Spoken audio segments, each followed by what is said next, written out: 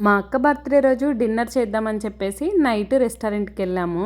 మా అందరికీ ఇంట్లో చేసుకున్న ఫుడ్ అంటేనే చాలా ఇష్టం. కాకపోతే ఇంకా బర్త్డే బేబీకి ఆ ఒక్క రోజన్నా రెస్ట్ ఉండాలి కదా. పిల్లల బర్త్డేస్కి తనే ఫుడ్ ప్రిపేర్ చేసి, వాళ్ళ యానివర్సరీకి తనే ఫుడ్ ప్రిపేర్ చేసి, ఇంకా తన బర్త్డేకి కూడా తనే ఫుడ్ ప్రిపేర్ చేస్తే ఏం బాగుంటుంది చెప్పండి. అందుకే మా బావగారు మా అక్కకి రెస్ట్ ఇద్దామని చెప్పేసి నైట్ డిన్నర్ అయితే ఇలా రెస్టారెంట్లో ప్లాన్ చేశారు. మేము రెస్టారెంట్కి వెళ్ళాక ఒక హాఫ్ అన్ అవర్ వెయిట్ చేస్తే కానీ బిర్యానీ మా దగ్గరికి రాలేదు.